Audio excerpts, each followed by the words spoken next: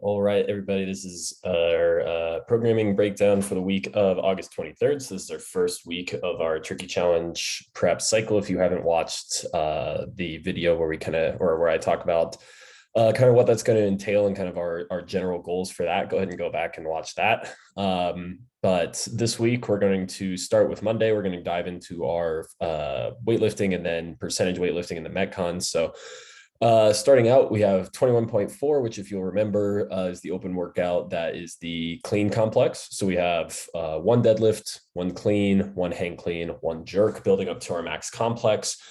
So this is obviously before we do the Metcon, which is different than what we did in the open, where we did it after the Metcon. So you're going to be much less fatigued. But you should still have some idea of kind of what your number was in the open, what you should be aiming at, kind of ballpark number today. You have 7 minutes to establish that. After that, you have the Metcon. You're going to take 70% of what you hit for the complex and put that on the bar. You're going to do 3 hang squat cleans, then 6 bar facing burpees, 9 toes to bar for 9 minutes. So that hang squat clean should be relatively heavy. So we're going to be doing some pretty heavy lifting under fatigue relative to whatever your max is. And pairing that with a little bit of midline fatigue with the burpee and the toes to bar, a little bit of grip fatigue. So that should be a good one to get after on Monday. Tuesday. So this is going to start with our kind of multiple conditioning pieces, kind of our volume tolerance, intensity tolerance kind of cycle. So our comp sim Metcon here is 5 rounds for time, 50 double unders, 10 dumbbell shoulder to overhead, 10 handstand push-ups. So this might seem a little bit familiar. This is a similar workout to one of the quarterfinal workouts. So quarterfinal event 1 was 3 rounds of 50 double unders, 10 strict handstand push-ups, 10 dumbbell hang power cleans. I probably got the order wrong on that, but that's okay. And then rest, and then 3 rounds of double unders, shoulder to overhead, and kipping handstand push-ups. So this is a little bit higher more rounds of that second part of it. So 5 rounds of the double unders, shoulder over handstand push-ups. This would be really shoulder heavy. Obviously we're doing a press followed by a press. So if you're somebody who's not super efficient in your kip on the handstand push-ups, or you like to really muscle through the shoulder to overhead and not really use your legs very efficiently, then this is going to be a long 10 minutes for you. If you're somebody who moves really efficiently and uses your hips well, then you're going to get really rewarded on this one. So that time cap is pretty quick. That's intentional.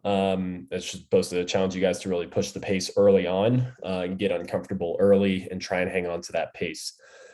After that, we've got our skills Imam. So this is going to be pretty low key. This is an Imam, not like the terrible Imams we were doing a few weeks back. This should be one where you're not having to think about finishing it, at the 40 or 50-second mark. This should be something where you have plenty of time to get everything done, just focusing on the skill aspect. 9-minute Imam, 6 to 10 toes to rings, 3 to 4 devil's press, 1 to 3 wall walks, alternating through that. So you might notice that it's toes to rings the day after doing toes to bar. That's on purpose. So in an online qualifier setting, sometimes you have to do the workout one day. You realize, wow, that score is not as good as I wanted to. I have to redo this either the next day or the day after. Or maybe you're just like, wow, I didn't read the standards right. I have to redo this workout. But for whatever reason, you have to do the same workout multiple days in a row. So it pays to be able to repeat the same movement pattern 2 days in a row and still be able to execute both days. So that's why we're being a little bit redundant day after day there, Monday and Tuesday.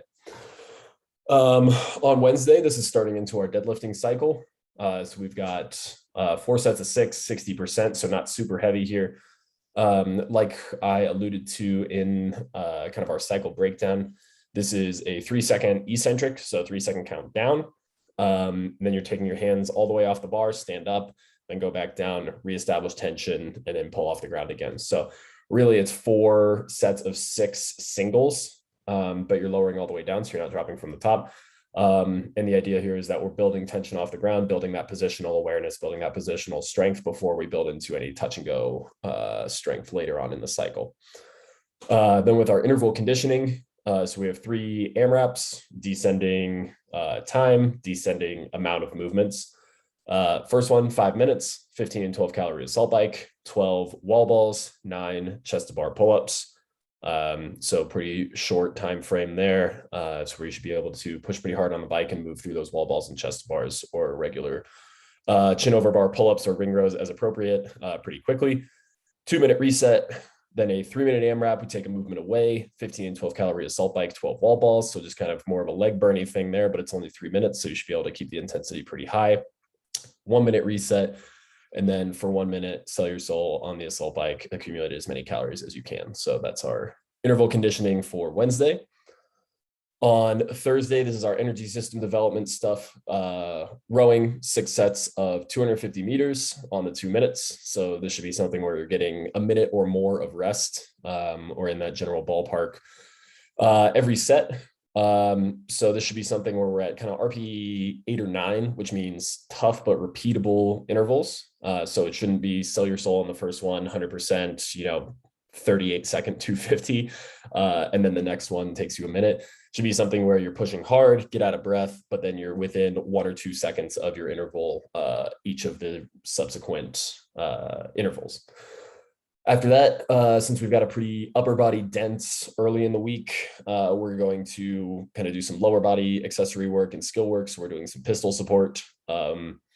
So bottom of the pistol holds, some tempo pistols or lateral box step ups, kind of as necessary. Single leg pike compressions. So we did those a couple weeks ago. Just working on that hip flexor endurance to hold the non-working leg up while we do the pistol. And then single leg glute bridge to work on kind of that posterior strength for the pistol. On Friday, so this is our hatch squat-ish cycle with the back squat, so kind of volume focused, 2 sets of 10 at 60%, 2 sets of 8 at 70% on the 3 minutes. So that should be plenty of time to get through all the squats that you need to get through and have plenty of time to rest there. So building up a little bit of volume on the back squat after our positional work last cycle. And then our gut check workout, 3 rounds for time, 400-meter run, 7, 5, 3 double dumbbell hero makers. So 1 rep of the hero maker is a push-up, left arm row, right arm row, and then a squat clean thruster. That's 1 rep. And to be clear, like a couple Saturdays ago, where people thought I wanted them to do like 600 deadlifts because I wrote 3 rounds for time of 42, 30, 18, etc. The 3 rounds for time is 400-meter run, 7, 400, 5, 400, 3, done. So that's how the workout's written. It's not 3 rounds of the 3 rounds on the gut check workout. That would be an aggressive time cap.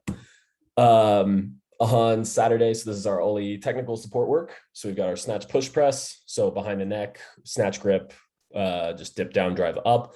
Then a snatch balance. So we're catching, so like a jerk, but you're catching all the way in an overhead squat. Keep it up overhead squat. So you get 6 sets of 2 by 1 plus 1 plus 1. So you're doing the push press, snatch balance, overhead squat, bring it back down, push press, snatch balance, overhead squat. That's 1 set. Building weight, but keeping it moderate. So this should just be a very technically focused strength session. We're not trying to max out your snatch balance. That's not really not super important in the grand scheme of things.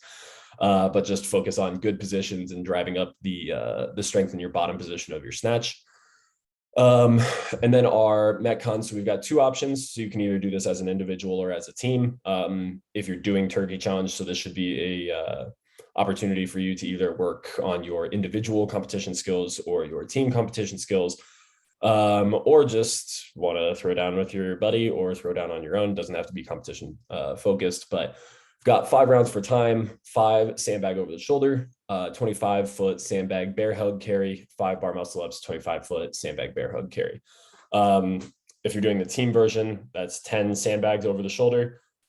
Split that up however, 25-foot carry if you're the first partner. Once you get to the rig, 5 synchro bar muscle ups, then partner 2 carries the sandbag back. So imagine this kind of like stations. So you do your sandbag at one station, then you have to carry your sandbag to the next station to do your muscle ups, carry the sandbag back to do your sandbag cleans. And yeah, so that's our first week of kind of this new cycle.